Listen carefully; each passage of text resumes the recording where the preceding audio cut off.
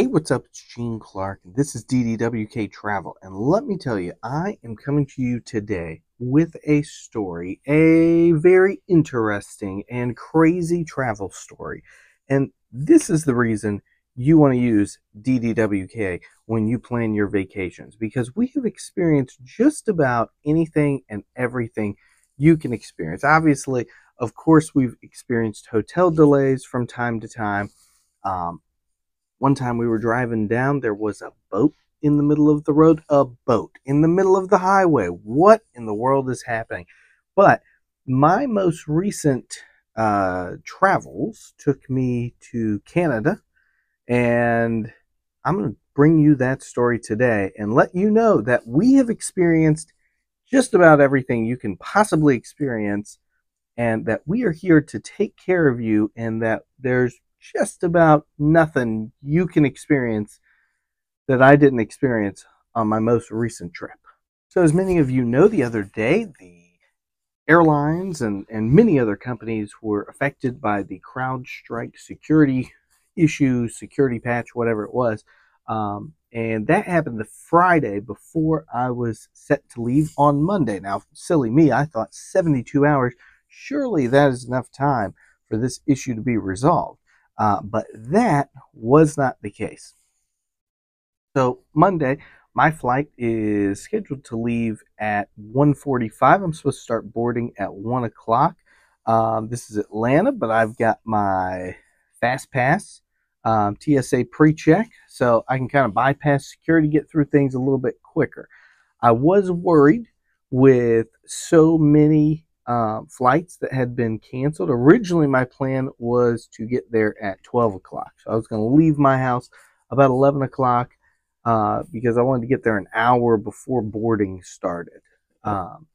Then the issue became, well, there might be a lot of people that are still there. Might be a parking situation.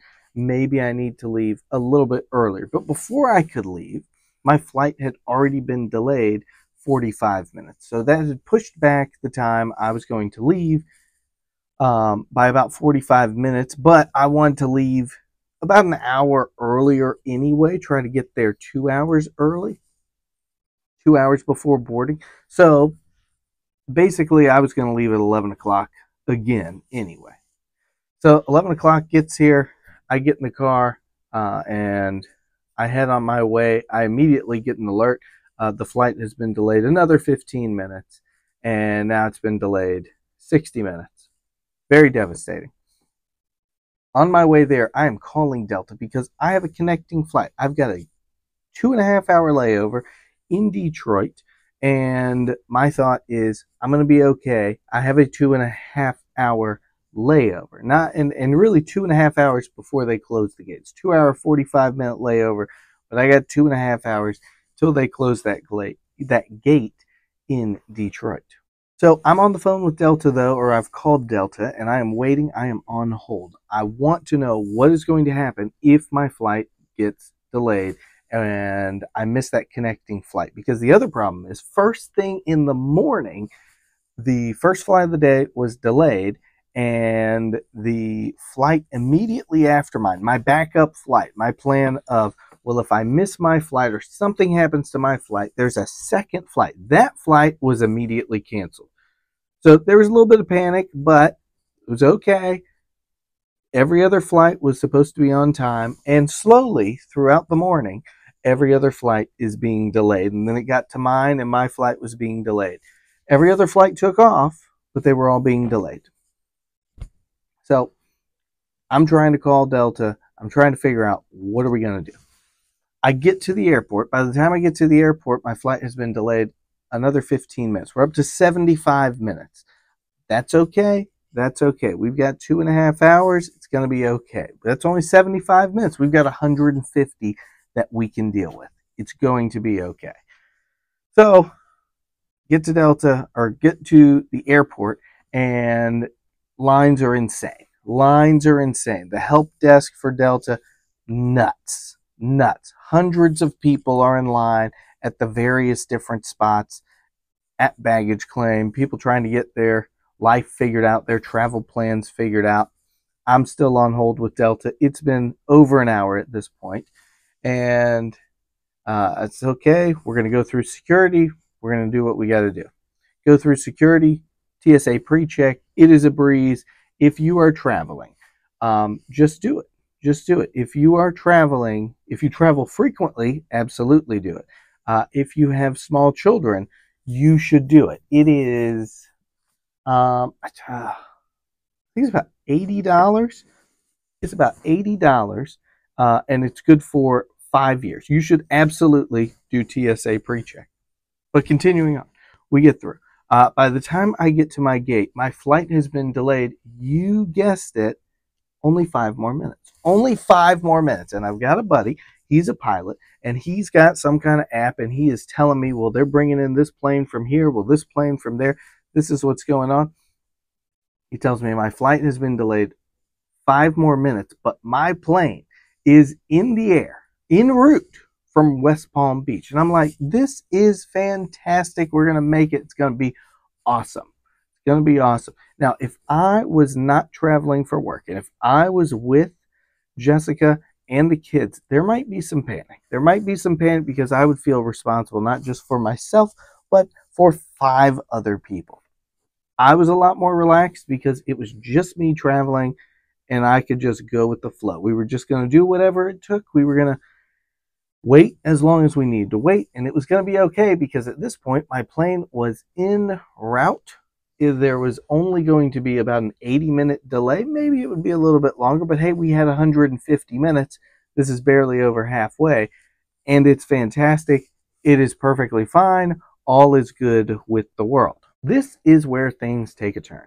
So the plane arrives, it's getting cleaned, getting refueled, everything seems to be good, and we are not boarding.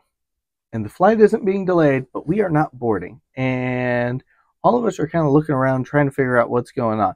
And there's a huge group of Delta employees that don't look like they're working the flight, but they're just there. And it turns out the problem was that some of the crew members, because of all the issues and everything that had been happening, they were being delayed and they were being timed out, and where they hadn't been able to work during a given shift, or they had worked too much during a given time frame and they needed to wait, and we didn't have a crew. We were missing 2 pilots and 2 flight attendants at one point, and then we'd get a flight attendant and we'd get a pilot, and we were still missing 1 and 1, and by the time we found the other 2, the original 2 that we were missing, that we had found, either had found other flights they needed to go work, or they timed out, they could no longer work. Very complicated, very confusing. I have no idea what the issue was. What was very frustrating, though, was the plane was there. There were no issues with the plane. The plane was ready to go, but we didn't have enough crew members who were allowed to work it. Now, I understand. I get it, because I don't want somebody flying me through the air that is tired and has not gotten enough sleep. I want them to be ready to go. I get my pilots. My flight attendants, I'm not sure. I know they've got an important job to do as well, but I think if they're a little sleepy, we're going to be okay. We're going to be okay if they're a little sleepy. So that was frustrating, and the flight ends up being delayed for 4 hours. My connecting flight had been delayed for about an hour, but as we were in the air heading to that airport, heading to Detroit, I get notification because I had the Delta Wi-Fi turned on. I get the notification that that flight has taken off and it is leaving without me. And there's a little bit of panic, but again, it's okay. It's going to be okay because I am traveling solo. I have no panic. I'm going to go with the flow. We're going to get it figured out. I did eventually talk to Delta. It took me over 2 hours of being on hold. And basically what they had said was they're not going to hold my connecting flight. And if for some reason I missed my connecting flight, which obviously I did, the plan was for me to either talk to somebody at one of the desks, or I could call them back, or I could text their help desk, and they would get me scheduled on a different flight. The problem with texting and calling was that they are not going to be able to do as much for me as if I talk to somebody at the airport. And by that, I mean they're not going to be able to comp me a hotel room for the night. They're not going to be able to give me a complimentary upgrade. They're not going to be able to comp me with some additional sky miles for all my troubles. They are not going to be able to give me any kind of meal vouchers. I've got to see somebody at the airport. Did I mention in Atlanta, the lines, the queues were just wrapped around? Hundreds of people in line. Not good. The good news was there were at least, I'd say 30 Delta employees working for these hundreds of people that were in line. So let's go back. We land in Detroit. We get off the plane. Everybody immediately heads to the Delta help desk, and there is one person working. Now, mind you, at this point, it is about,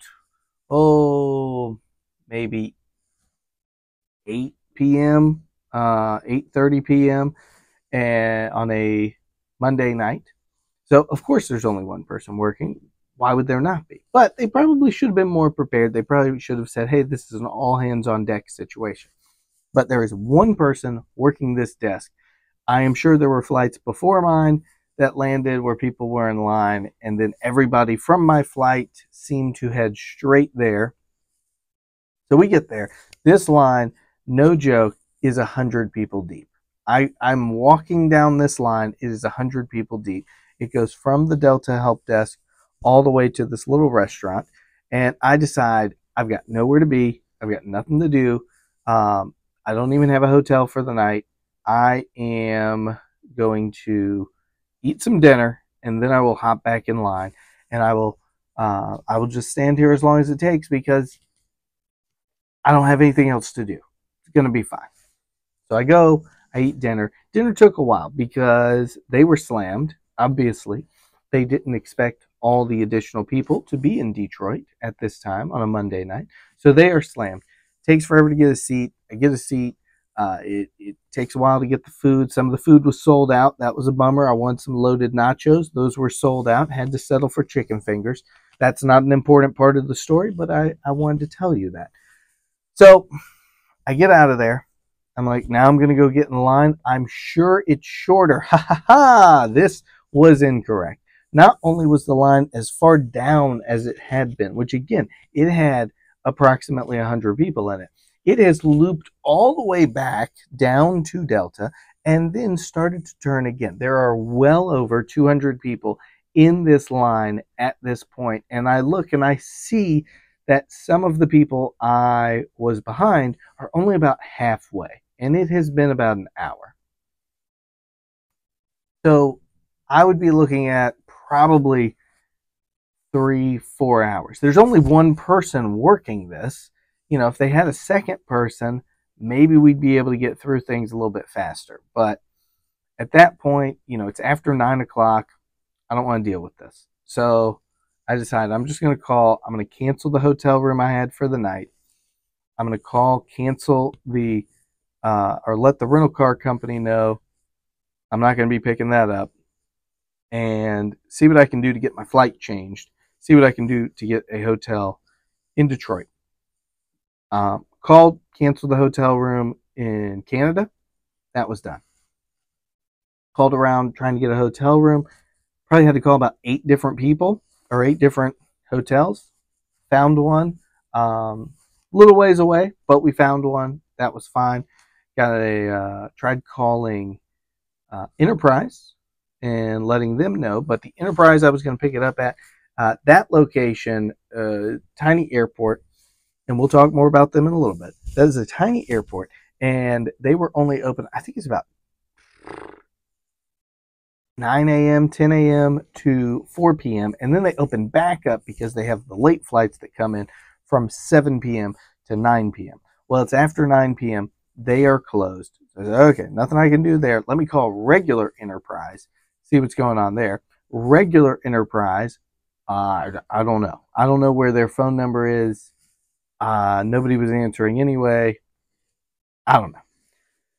So get that squared away, and I'm looking at flights the next day. I can either hang out in Detroit and fly out late tomorrow, late on Tuesday, and get in late Tuesday night, or there is an early flight that's going to. I was flying into the Chippewa Airport in Michigan, Sault Ste. Marie, Michigan.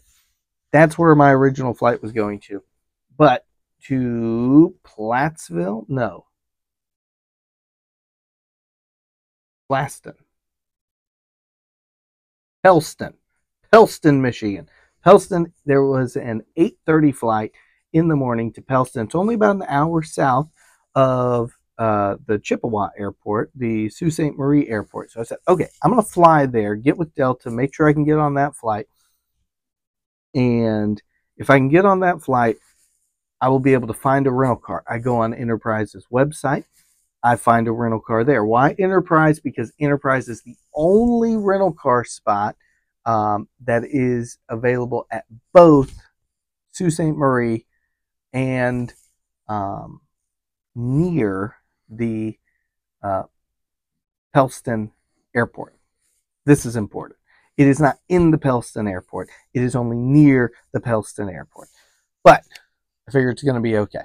So I get that squared away. I call an Uber over to my hotel, and you think the night is done. It is not done. This is truly where the adventure begins. So I figure out where the Uber pickup is. We ride over. I get to my hotel, and the hotel's been affected by the CrowdStrike outage as well.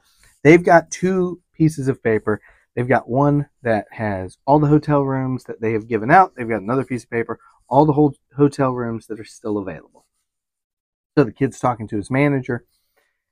He's asking her, okay, which one can I use? She says, use that one. So he uses that one. He grabs me a hotel number. He says, here you go. I asked them, I said, hey, what time does the airport shuttle run? They said, we've got one that runs at 6 a.m. I'm like, that's perfect. I need to leave at 6 a.m. Get to the airport. Love it. Beautiful. Perfect. So I've got my key cards. I go up to my hotel room. As I approach the hotel room, I hear, wow, the neighbor, the person right next door to me, is really blasting their movie. It is so loud. Sounds like it's coming from my hotel room. I hope they turn it down. I've got to get some sleep. Those are the thoughts that are running through my head. But I pause and I say, you know what, it's going to be okay. And I scan in to my hotel room and I open the door, and there is a young woman just on the bed watching a movie, very loud. And I think, wow, this is very weird. I have somebody else's hotel room. So she looks at me and I look at her and I'm just like, sorry, they gave me the wrong hotel keys. And I shut the door and I go back to the lobby and I tell them, I say, we are both very lucky about the situation that happened, because it could have been a lot worse, if you know what I mean, that I had somebody else's hotel key. So they apologized profusely, and manager's like, no, that's the list with all the names, and this is the other list. So I get my new card, go to my hotel room. Nobody's in there. All is good. Get myself ready for bed, go to bed, get up next morning, and we go to the airport. I make friends with a couple of nice old ladies that are heading to their destinations. They have been affected a lot worse than me. One of them's been trying to get home since Friday. Another one's been trying to get home since Saturday. So we are, fast friends. We're having a great time. Get to the airport, get through security. Again, TSA pre-check. It's a beautiful thing. Highly recommend it. And now we're at the gate. Everything's going well. Flight's on time. We're good. We're in the air. We're flying out.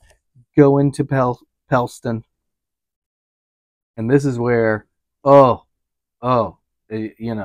wish that having the wrong hotel room key and the crew not showing up and the flight being delayed, I wish these were just the worst parts of this trip, the craziest parts of this trip. I've experienced them now, and that's fine.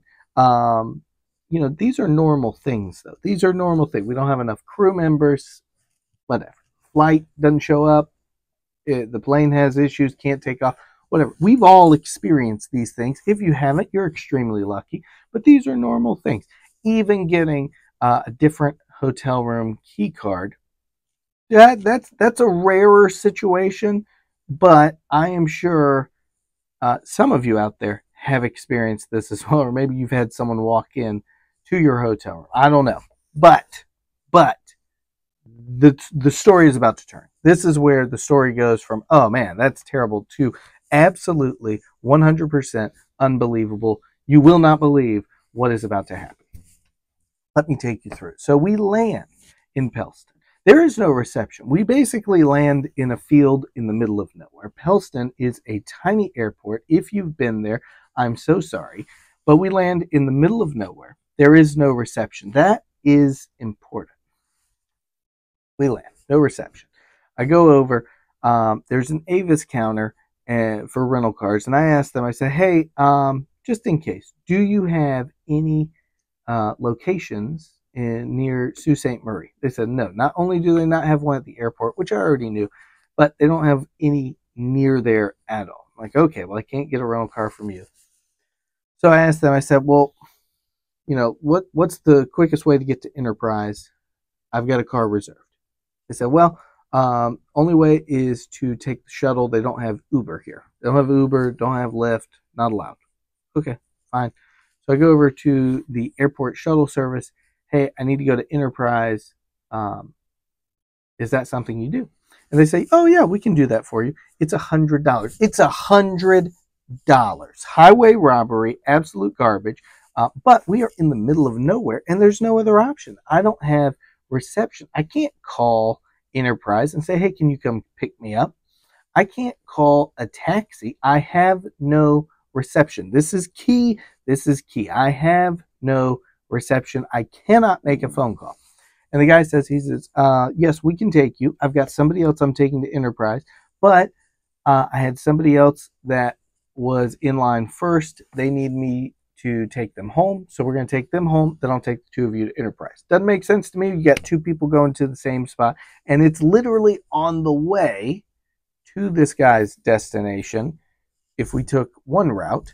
But instead we take a different route and we go to this guy's house first. Then we go to Enterprise. Now, this takes us about an hour to get to Enterprise. And again, this is important because there's no reception. There was no way to call Enterprise and say, hey, I'm going to be an hour later than when I originally scheduled my pickup for. There was no way for Enterprise to call me. Nothing. None of that is happening.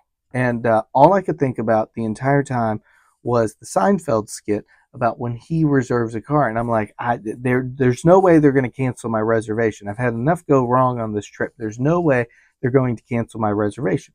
So we get there. This woman goes in first. They're like, yes, perfect. We've got your reservation right here. No worries. No worries. No worries. I go up and they tell me, they said, oh, you did not get here within the allotted time.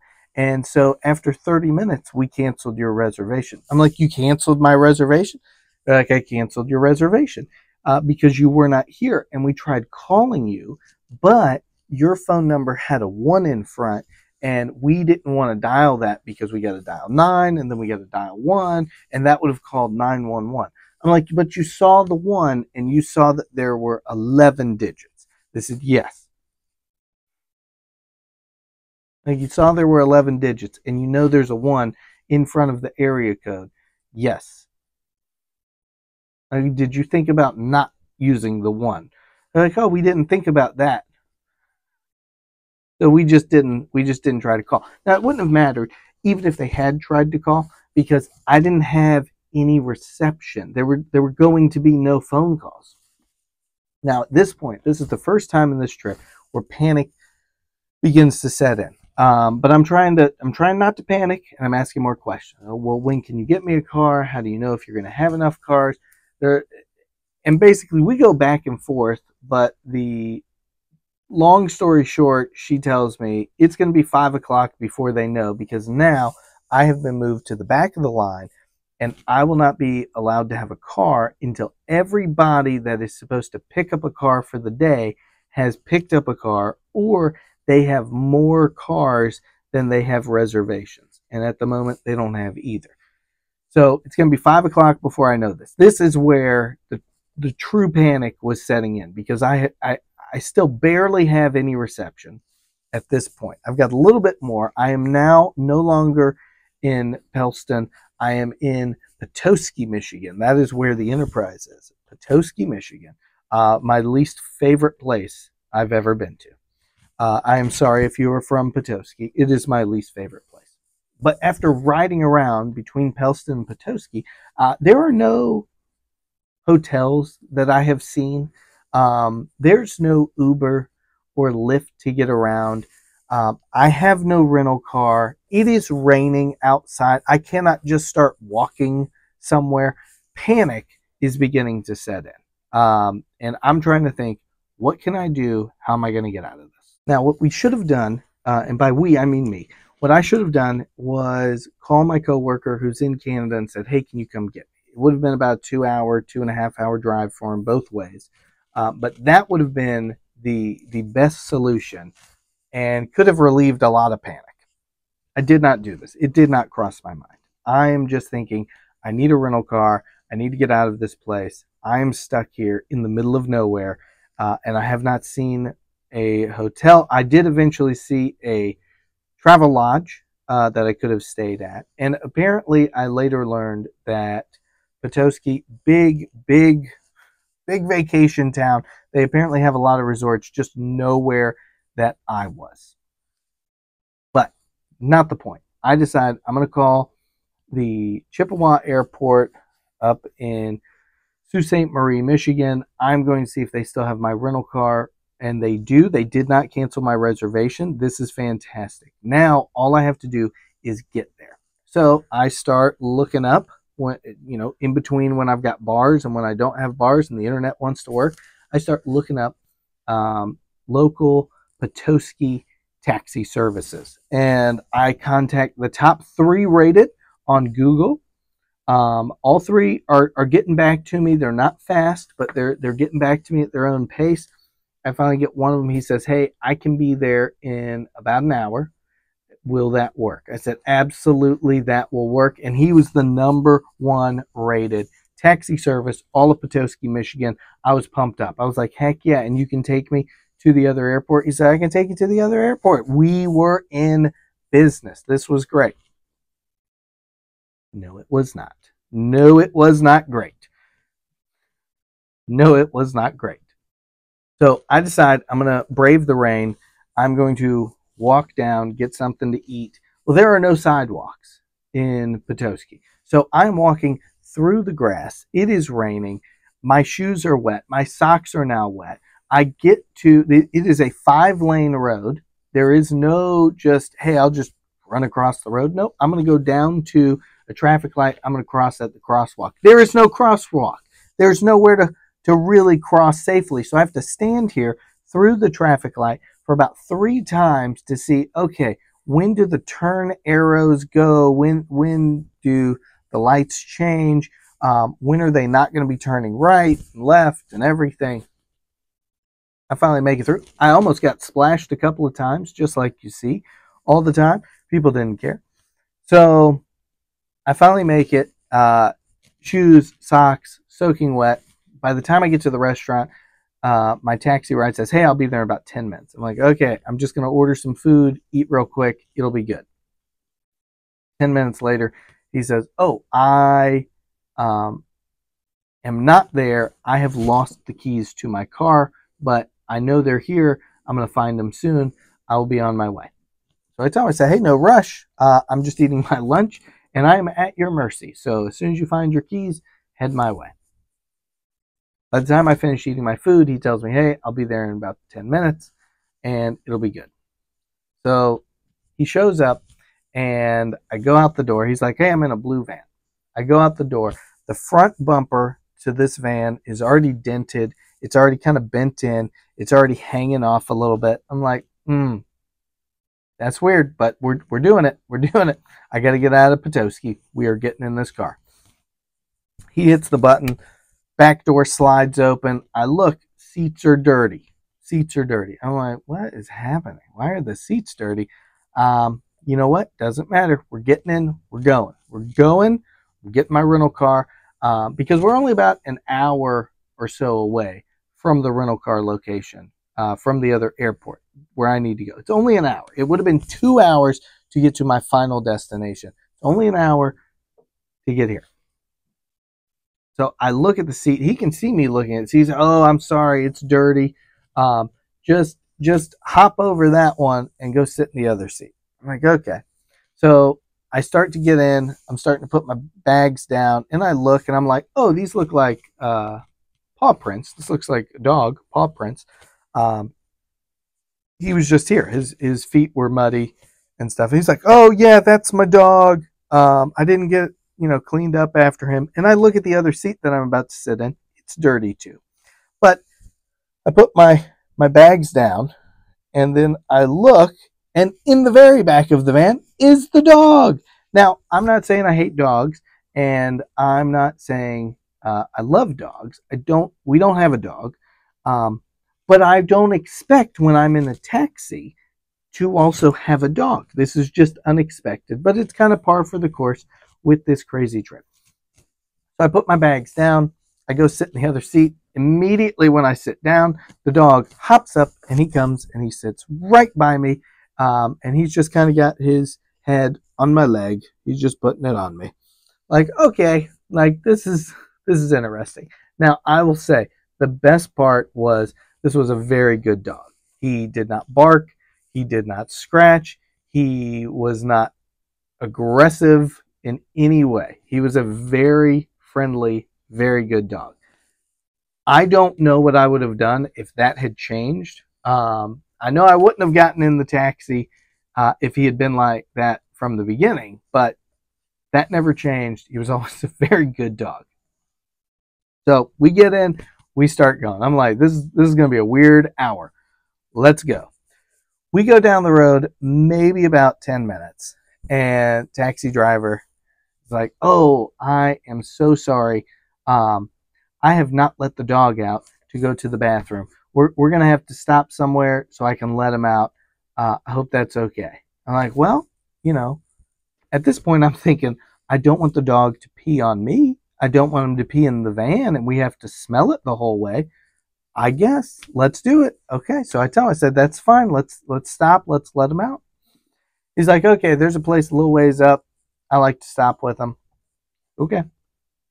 5 minutes later, he says, ooh, I am so sorry about this. I did not fill up with gas before I picked you up. I meant to, and I was running behind because I lost my keys, and we've got to stop somewhere and get gas. I said, okay. And he's like, I can't even walk my dog. What kind of owner am I? I'm just going to let him out. And now I'm thinking, is he telling me he can't get out to walk the dog, and I'm going to have to either walk the dog or I'm going to have to get out and pump the gas? This is weird. But, again, what? I am not going to tell him not to get gas. I don't want us to break down in the middle of the road. Okay, let's get gas. Okay, let's walk the dog. This is weird. Let's keep going. I want to get to my destination. So we drive about 5 more minutes. He pulls off to the side. We just go down a random road. He opens the side door. We are still driving, slower, but we are still driving. He opens the side door. The dog jumps out the side, starts running alongside the van. Then he grabs an empty energy can drink and throws it out the window. So I'm looking. He must see the look on my face, or maybe he's done this before and people have asked him. Because he said, oh, I'm not littering. The dog, she likes to get trash before she does her business. So I just throw her a little can and she'll grab it, and then she'll do her thing, and then she'll come jump back in the van with it. And sure enough, this dog goes, grabs the can, runs off the side of the road, does its thing, comes running back, jumps in, and now I've got this empty energy can drink that's right at my feet because, again, the dog is hanging out right there, right next to me. Whatever. So we get to the gas station, shut off the car. He does get out. He does pump his own gas. This is good. We get back in. We're starting to go. Now it's been raining. That's important. It's been raining. So we get in. We're starting to pull out. And he kind of guns it a little bit. Tires spin. And I don't know if it's from the rain. I don't know if it's because the tires are a little low. I'm not sure. Could be a combination of both. But I've had these situations. And so immediately in my mind, I'm like, ooh, gotta get those tires fixed. And so he's like, oh, I gotta get these tires fixed. They are running real low. And so now he is starting to pick up his phone. He's texting people. He's trying to make calls. I'm like, just please keep your eyes on the road. Let's just go. Let's just go and drive. Handle your business after you drop me off. He does. He's calling people. He's like, hey, Bobby, you should have been over last night. We really need to get these tires changed. And I don't understand like why you went out. You were partying. You should have come here. I think Bobby was his son. Just the way he was talking to him, it made me think like, hey, son, you were supposed to be doing this. You were supposed to do all these things. And you left your dad. And what are you doing? And so he hangs up that phone. At this point, we finally drive past the Pellston Airport. And I think, wow, I have been 4.5 hours since I landed, and I'm only just now back at the place I paid $100 to leave and to have this adventure so far. We keep going. We keep going, and we get to the Mackinac Bridge, which the Mackinac Bridge connects the lower peninsula of Michigan to the upper peninsula of Michigan. And I will tell you, growing up and living my entire life in Georgia, I know a lot about Georgia. And just from spending about 24 hours in Michigan, I know too much about Michigan. And I don't want to know more. And I hate that I know more, but I know all these things. So we are on the Mackinac Bridge, and this is a very high bridge. We're going over one of the Great Lakes. And I am very worried because all of a sudden we're driving a little faster than I want us to. We're weaving a little bit more than I want us to. Even after we had pulled out of the gas station, we'd kind of weaved over to the side a couple of times where, you know, if you go off the edge and you get to the little kind of divots in the ground and it's like, and you're like, woo, wake up, get back on the road. That was happening. So I am worried. As we are crossing this bridge, I am not even joking when I say I am looking down at the water and my only thought is, how am I going to get out of the van before we hit the water if we go over the edge? That is my thought the entire time we are on this bridge, because I am worried that we are somehow going to get into an accident and we are going to go over the side of the bridge, or we are just going to run into the side of the bridge and tip over. And so I'm trying to think. I know I can swim. I feel like I'll be able to get to wherever I need to go, or hang out long enough for somebody to get to me. I don't know if that's true, but I feel okay there. But I'm just like, I got to get out of the van first. That's got to be my first order of business. And thankfully, we get over the whole bridge. We are headed down, and there's a toll at the bottom of the bridge. Now, I've already told you, the roads are wet. It is raining. We do not have tires. We are coming in hot. At this point, I am relieved because I'm like, we are not going to crash and go over the side of the bridge. But we are coming in too fast. For those of you that have ridden on the Skyliner, we're coming in that fast. When you're going down, we're coming in that fast. And you're like, we should not be coming in this fast. And the Skyliner always just bam, and you go, woo, and it's okay.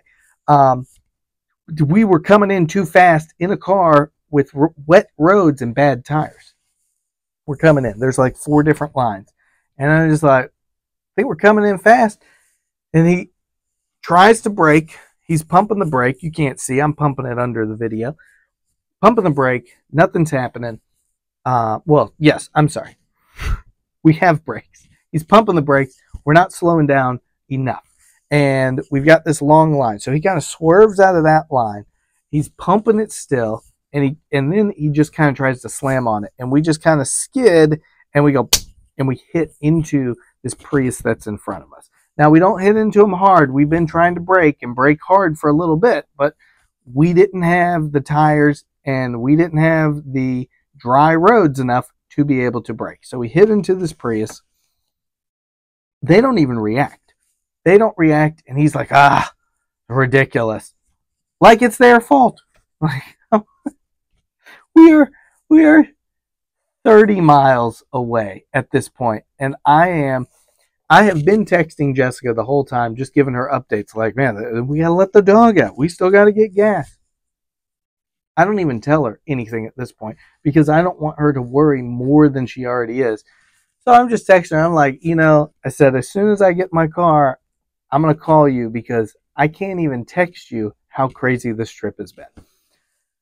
So the Prius pays its toll, pulls off to the side. We pay our toll, pull off to the side. Guy pulls up behind them, does not even apologize at first, doesn't pull into a spot like we're going to exchange information. He just pulls up right behind them and is like, yeah, I hit a deer yesterday, so my bumper's already off. So we're good, and I see your car, and your car is good. And I'm like, what? What? That is how you're starting off? And so they're getting out of their car, and they are looking. Now, thankfully, I don't know if he hit a deer or whatever, but his bumper was already off. If you remember from the beginning of the story, the bumper was already off. And so when we hit, the bumper had no real impact because it wasn't attached to anything. So we heard the bumper hit, but it just kind of came back into the van. There's no damage, no scratch to these people's cars. As hard as we hit them, I'm honestly shocked our airbags didn't deploy because we hit them pretty hard. But I think because the bumper was detached, it wasn't as hard as it should have been. Just amazing. Just amazing. We have avoided any kind of, serious accident, any kind of need to sit back and call the police. Everything is good. So now we get back on the road. And I'm just like, we have got to make it. We are about 2 minutes down the road. And again, we veer off and then we're driving. And this time we kind of veer. It's 4-lane road. We're kind of veering to the left into a different lane. And I look up in the rear view mirror and I swear the guy is sitting there like this. I swear that is what he's doing. I'm like, he is asleep. He is literally asleep. And he had to be because he goes, I really hate to do this, but I think we're going to have to stop somewhere and get some coffee because I am just really tired. And I'm like, oh my gosh. Like, why am I in this? Why am I in this taxi? Why did you come pick me up? Like, your dog had to be let out. You needed gas. You're tired. Your car's in bad shape. The bumper has to be fixed. Tires need to be replaced. Like, why did you pick me up? This is not safe. So, I'm like, yes, let's stop and get coffee. But I also know, like, that's not going to kick in because I'm looking. I'm like, okay, we are, 25 miles away. I'm just counting down the miles. So at that point, I go into, I'm just going to talk. I'm just going to talk and ask you questions and make you talk back to me. And I'm going to choose topics that hopefully get you fired up and awake. So naturally, my first question was, hey, you're in Michigan. Have you heard a lot of political ads lately? And so luckily he didn't get angry at that question or anything, but he did get a little fired up because, I don't trust anybody and I don't listen to anything and I just listen to my Spotify and I listen to my Apple Music and I hate politics and this and that and blah, blah, blah. And then we start talking about, well, how long you been driving taxis and what's Petoskey like? And he's telling me it's a big tourist town. I'm like, I've never heard of it. Oh yeah, celebrities come. And one cool fun fact is he was saying, because they're right on the lake, the way the sun sets, even after the sun has set, because the lakes stretch all the way to like Minnesota. When the sun goes down, I can't verify this. I don't know if this is true, but it sounds cool. When the sun's going down, even though it's out of the sky, because of the curvature of the earth and how long the lake goes, when the sun is Wisconsin, Minnesota, that side of things, it is still reflecting off the water. And so they still, even though the sun's not in the sky, they still get this bright light off the lake, and it stays bright till 10:30, 11 o'clock at night sometimes during the summer. I don't know if that's true, but that sounded like a fun fact. That was my fun takeaway from this taxi ride. And we somehow make it. We're a couple of exits away. I've been tracking it on my phone the whole time. He's about to get off. I'm like, oh, I don't think that's right. He's like, oh, I guess they moved the exit to the airport. I guess they just moved the whole exit to the airport. We get off. He drops me off. I pay him, and I'm done. And I get there. I get to the Enterprise. I'm telling this lady, I'm like, I could kiss you. Thank you so much for still having my car. This is amazing.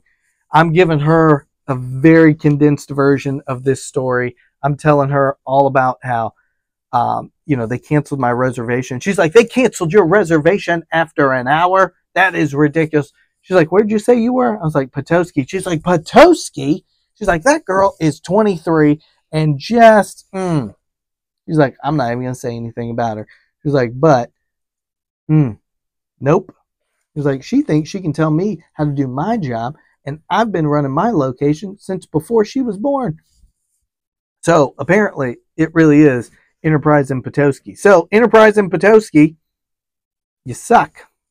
But this is where the trip really turned around, because I did get a rental car. They did upgrade me. I was supposed to get like a little 4-door compact. I ended up in an Audi SUV. That was very nice. And then from there, made it across the border. Rest of the trip went without any kind of issue. Flying home, no issues. It's just fantastic. But that was my trip, and I just say all that to say we've been through a lot. Jessica and I have been through a lot in our travels. We've experienced just about anything and everything you can experience. I think I experienced all of that on this one trip, but just about anything and everything you can experience on a vacation. So another reason to use a travel agent, and another reason we want you to use us, is because if you run into a crazy situation, hey, we've been there. We can not only talk you off that ledge, let you know everything's going to be okay, but we can be another person helping you, making sure everything's going to be okay for you. Because, I was flying solo. Jessica obviously wasn't going to be able to call anybody, help me out. She's dealing with all the kids by herself. So it's just me. It's just me trying to get this figured out in the airport, while I'm also trying to find a place to sit down, while I'm also trying to get some food to eat, while I'm also trying not to panic. And having a travel agent on your side that can also work in tandem with you. I'm not saying if you ran into this situation, you don't also want to call, because, hey, as many opportunities as we can to get through, get to the right people, get the situation resolved.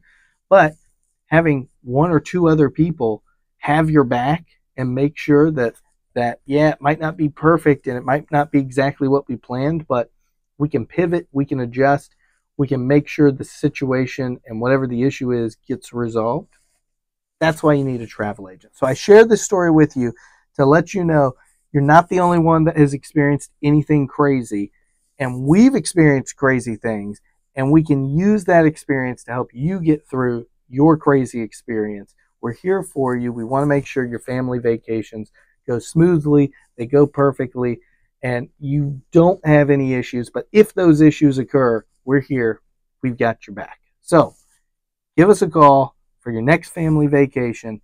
We'd love to help you.